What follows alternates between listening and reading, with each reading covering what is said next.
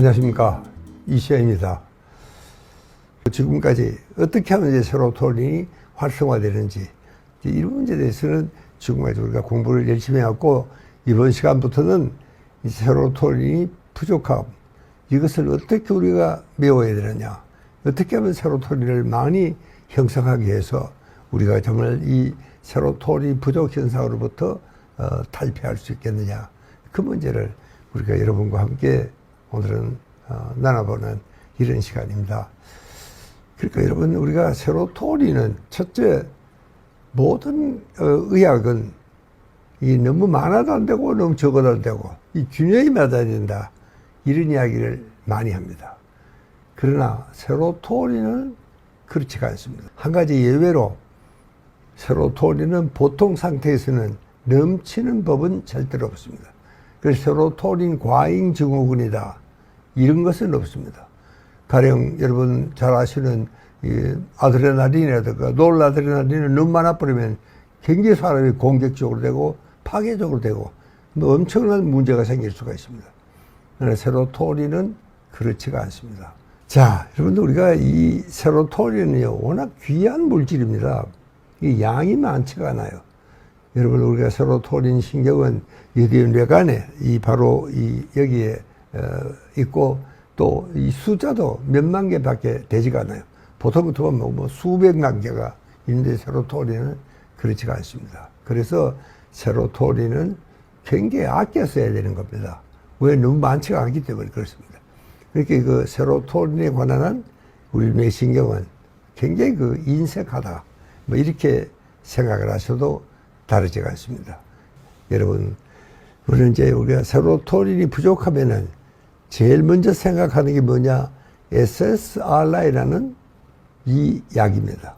이 약을 쓰면 세로토닌이 굉장히 활성화됩니다.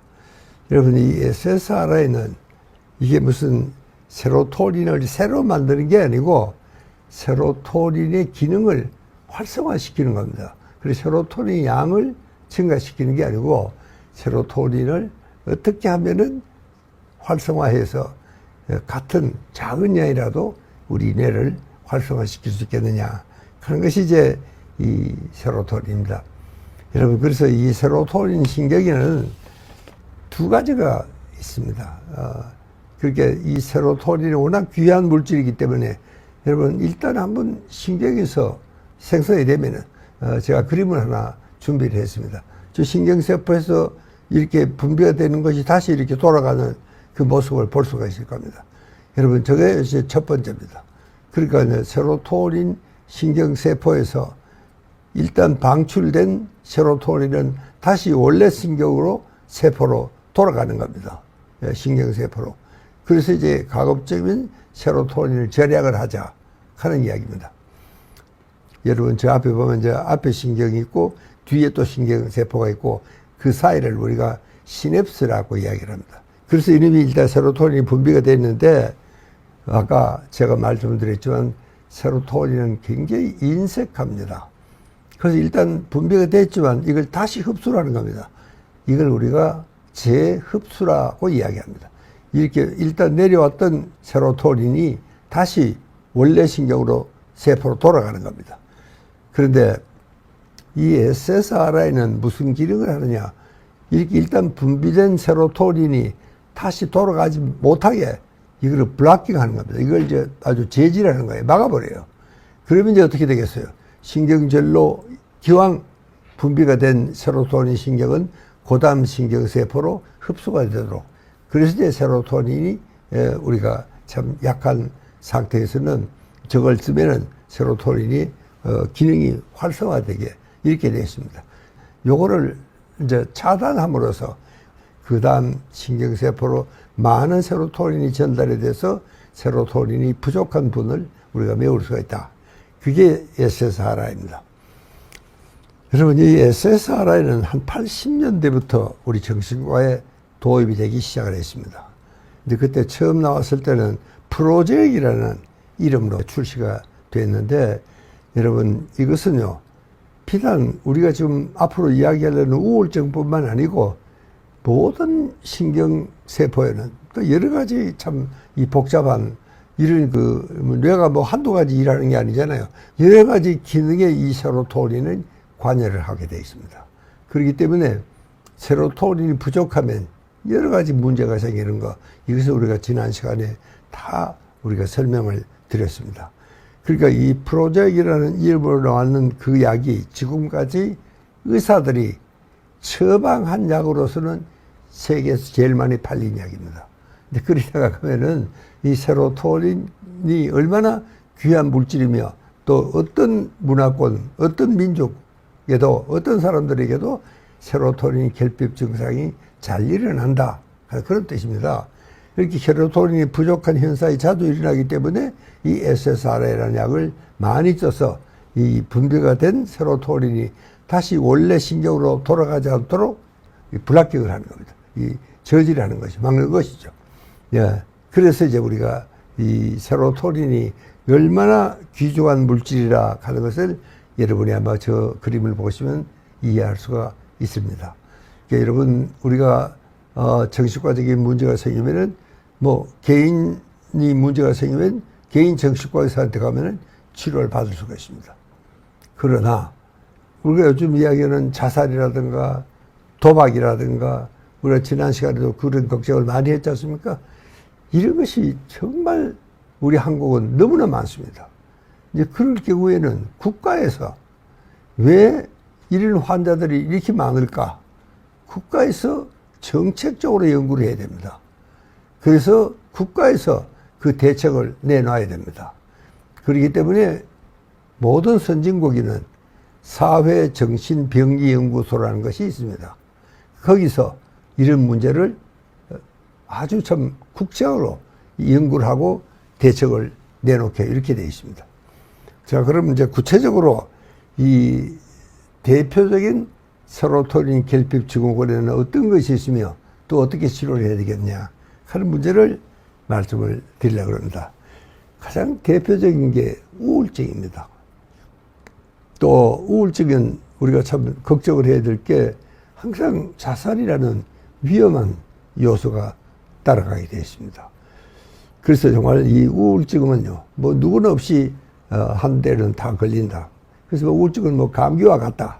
뭐 이런 이야기를 하는 학자도 있습니다.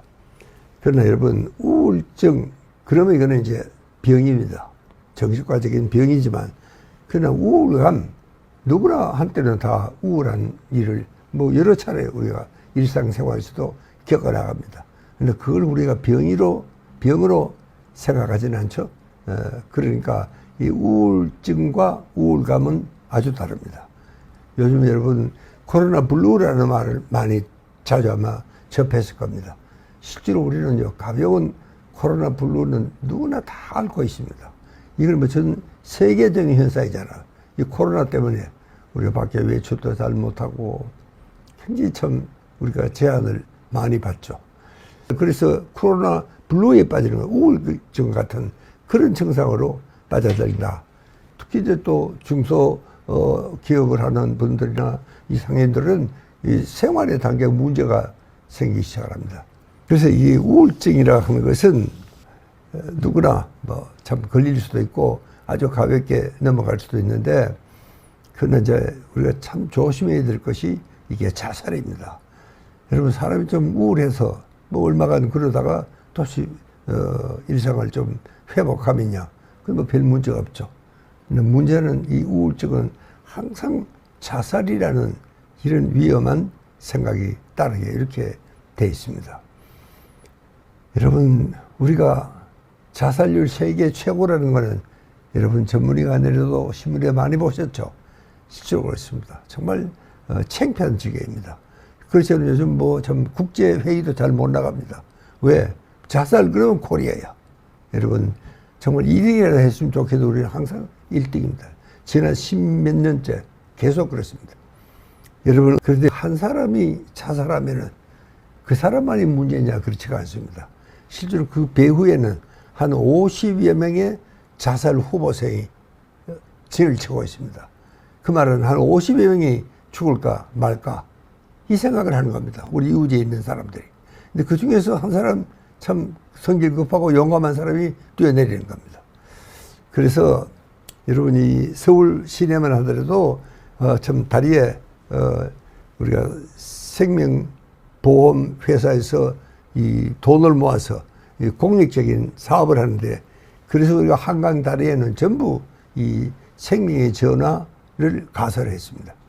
제일 자살이 많은 데가 마포대교라고 그럽니다. 왜 그런지 그거는 뭐 설명이 안 됩니다. 어쨌든 이 마포대교는 그래서 생명의 전화가 2개나 설치가 되어 있습니다. 그래서 그걸 언제든지 누가 들면은 바로 정말 생명의 줄로 연결이 돼서 저쪽에 이제 그 상담을 해주시는 참 고마운 분들이 자원봉사를 하고 계십니다. 그래서 자살 생각을 하는 사람들이 이 생명의 전화를 통해서 구원을 받은 사람들도 굉장히 많습니다.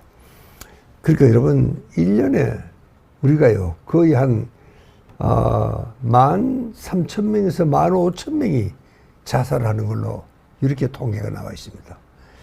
여러분, 그러니까 한 10년만 되면 여러분, 웬만한 중소도시 하나는 아주 공적으로 증발하게 되는 뭐 이런 현상이 있습니다. 여러분, 이건 참 보통 심각한 문제가 아닙니다. 그러지 않아도 우리는 지금 인구가 좀 줄어들어가는 소위 인구 절벽의 문제를 우리가 참 걱정을 하지 않으면 안 되는데, 여러분, 중소도시 하나가 공정 증발하듯이 날아가 버린다는 것은 이건 정말 국가적인 문제입니다. 국가적인 문제예요. 그래서 우리는 참 이 자살 예방 센터에 대해서 국가에서 엄청난 돈을 투자하고 예방 사업을 열심히 하는데도, 그런데도 불구하고 우리가 아직도 자살률을 세계 1위라는 오명에서 벗어나고 있지를 못합니다. 그래서 요즘 우리가 참 이 코로나 블루 이것만 하더라도 우리는 참 엄청난 스트레스를 받고 참 아주 걱정이 아닐 수가 없습니다. 저도 사실은 그동안에 이 코로나 좀 의심이 된다. 그래가지고 검사를 받아라. 2번을 받았어요. 왜 우리가 다녔던 식당에 있는 어느 손님이 며칠 전에 코로나로 아주 진성으로 판명이 돼서 그러니까 그때 거기 갔던 사람들은 다 검사를 받아라. 2번을 받았습니다. 참 고맙게도 음성이 나와서 참 다행인데, 그러니까 우리가 이 우울감이라든가 또 코로나 블루라든가 이거는 뭐 정식 질환은 아닙니다. 그러나 누구나 없이 지금은 참 이 어려운 시대니까 그런 참 힘든 세월을 겪어나가지 않으면 안 됩니다. 자, 여러분, 이 우울증에는 뭐니 하더라도 SSRI를 물론 두지만 그보다는 자연적인 방법으로 여러분 어떻게 하면은 세로토닌이 활성화될 수 있겠느냐, 이건 우리가 지난 시간에 많은 이야기를 했습니다. 제일 좋고 효과적인 방법은 운동을 하는 겁니다. 여러분, 우리가 이 조깅, 그래서 이 달리기를 하는 거, 이거는요 사실 처음에는 정신과 환자를 치료하기 위해서 이 운동이 시작이 된 겁니다. 그러니까 실제로 이 운동을 하면은 정말 우울증 치료만 되는 게 아닙니다. 우리 소화기관도 좋아지고 정말 좀 기분이 아주 사뿐해지고 아주 일석이조 삼조의 정말 혜택이 돌아가는 것이 우울증입니다. 운동입니다. 그래서 이 참 뭐니 하더라도 우리는 참 운동에 대해서 열심히 좀 잘하고, 그렇게 어떤 SSRI라는 약을 쓰는 것보다도 오히려 운동을 열심히 하는 걸로 이렇게 이제 자연 치유를 할 수 있다는 사실을 제가 강조를 하면서 이번 시간은 마치고, 다음에는 이제 이 강박증 중독에 대한 이야기를 여러분과 함께 걱정하도록 그렇게 하겠습니다. 감사합니다.